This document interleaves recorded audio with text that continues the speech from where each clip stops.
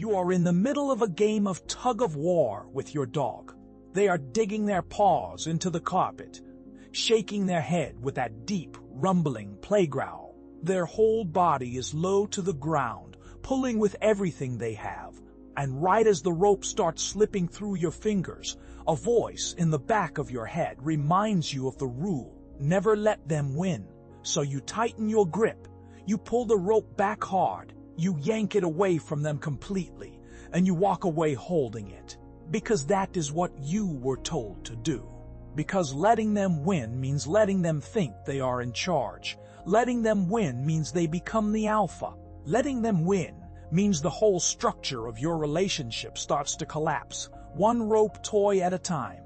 That is the story the traditional dog training world has been telling for decades. Every interaction with your dog is a dominance test. Every game is a hierarchy negotiation. Every moment of playtime is a battle you must win to maintain authority. And if you ever, even once, let them drag that rope out of your hands and prance around the living room with it held high like a trophy, you have just handed them control of your household. That is the story. That is what millions of dog owners have been taught. And I am here to tell you that story is not just wrong. It is causing measurable harm to your relationship with your dog. Because what the alpha myth actually does is take the single best bonding tool you have with your dog and turn it into a power struggle. Think about it from their perspective for a moment.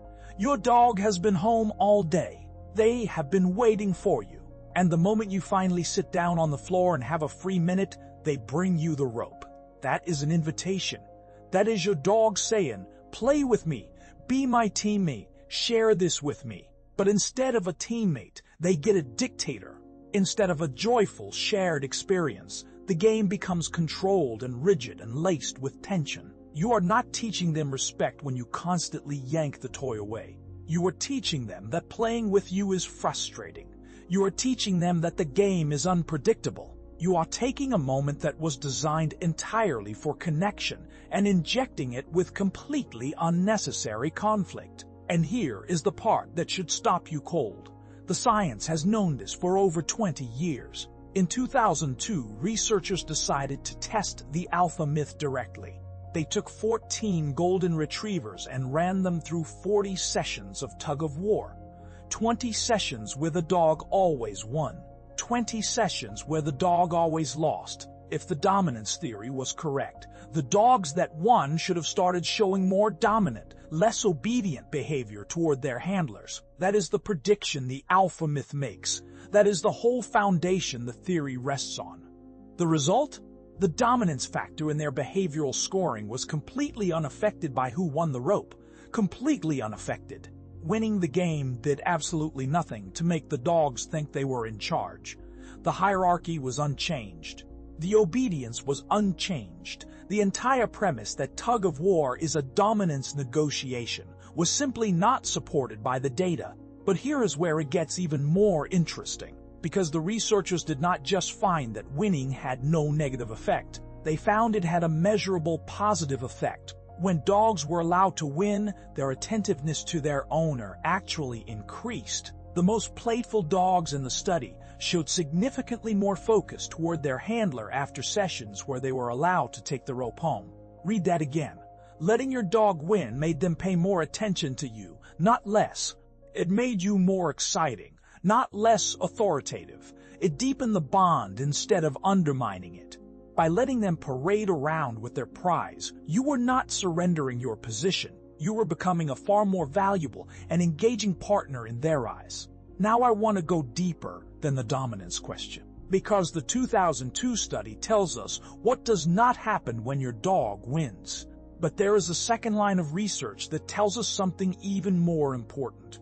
It tells us what actually happens inside your dog's body, based on how you show up during the game. And this is where the alpha myth stops being just scientifically wrong and starts being actively harmful. Researchers tracked handler behavior during play sessions and measured the cortisol levels in dogs afterward. Cortisol is the primary stress hormone. Elevated cortisol over time is linked to immune suppression, behavioral problems, and chronic anxiety in dogs. Here is what they found.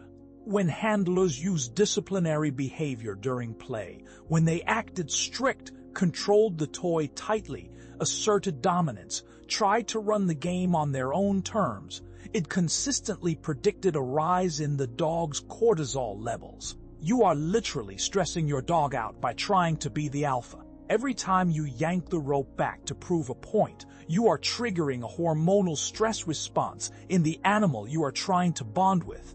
But when handlers used warm verbal praise during the game, when they laughed, when they used an excited tone of voice, when they made physical contact, petted their dog mid-game, celebrated with them, it consistently predicted lower cortisol levels afterward, lower stress, more calm, a nervous system that felt safe and connected rather than pressured and confused. The way you show up emotionally during a game of tug-of-war matters more to your dog's brain than who ends up holding the rope at the end. That is not a soft feel-good idea, that is cortisol data. So let me give you the complete picture of what an optimal play session actually looks like.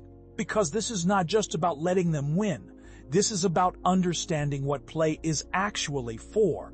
Play is your dog's primary language for building trust. It is the context in which they feel safest expressing themselves. It is the arena where your relationship gets defined in real time. And most owners are unknowingly poisoning that arena with dominance theory that was debunked 2 decades ago. Here is what the science-backed approach to tug-of-war actually looks like. When your dog brings you the rope, match their energy. Get on the floor if you need to. Let your voice go up. Pull back hard enough to make it genuinely exciting for them. This is not about being passive. A limp, half-hearted game of tug where you just let them take the rope without any resistance is not fun for them either. They want a real opponent. They want to feel the pull, the shake, the resistance. They want the game to be worth winning, so play hard, but play warm. Talk to them while you are playing. Use their name. Tell them they are strong. Tell them they are doing great.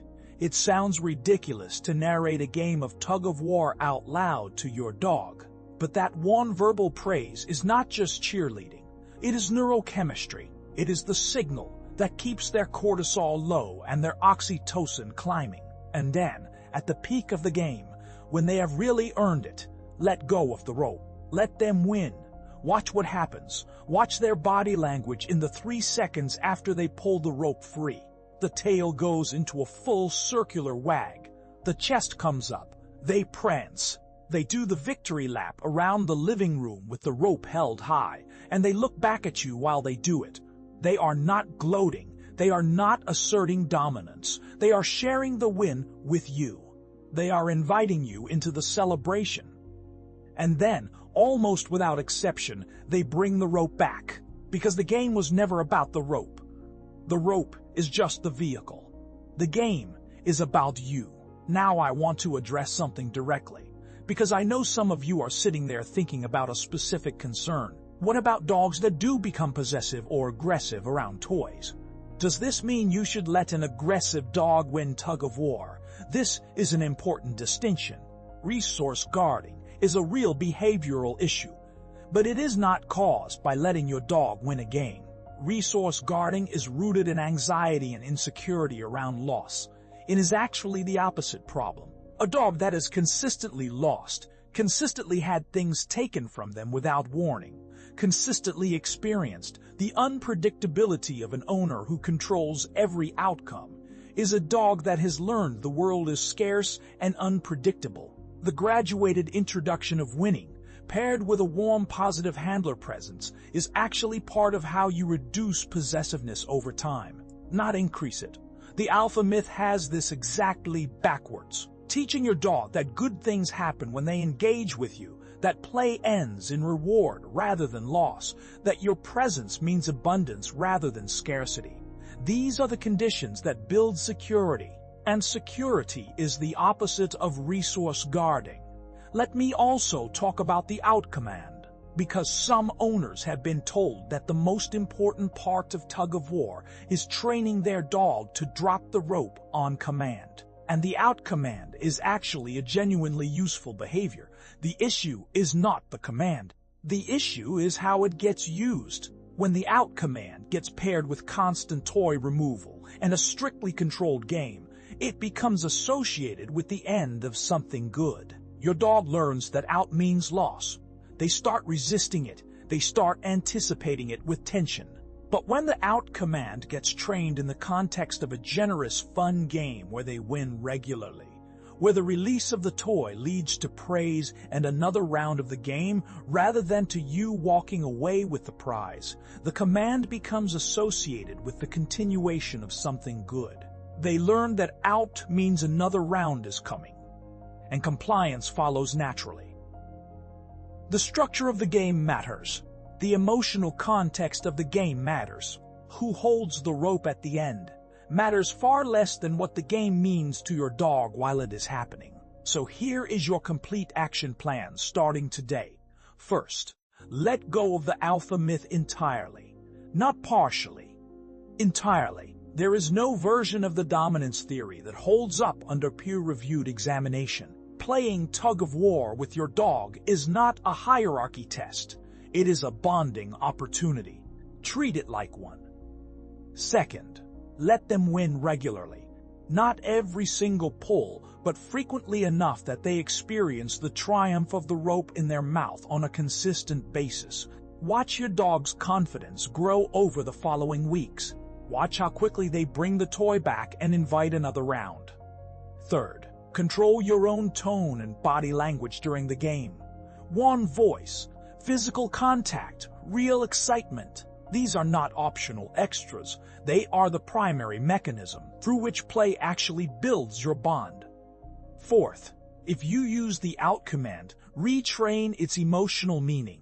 Practice the drop in the context of a generous, ongoing game.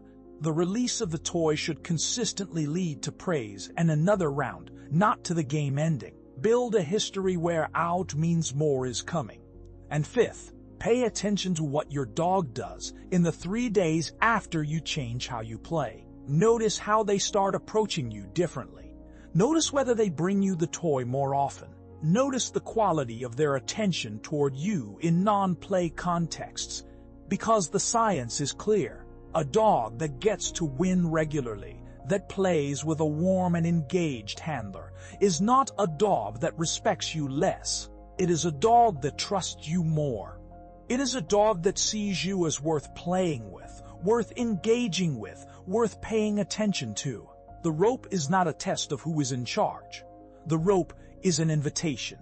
And every time you accept that invitation with warmth, with real engagement, and with the generosity to let them take the prize, you are answering your dog in the only language that actually matters to them.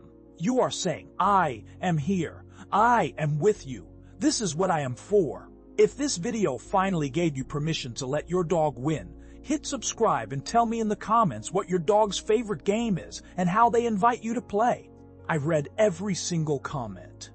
And if you want to keep going deeper into your dog's hidden psychology, the next video is going to show you exactly what your dog is doing and feeling in the minutes after you leave the house. The timeline is going to shock you, and the one mistake almost every owner makes in the first 30 seconds of coming home is something you can fix starting tonight. See you there.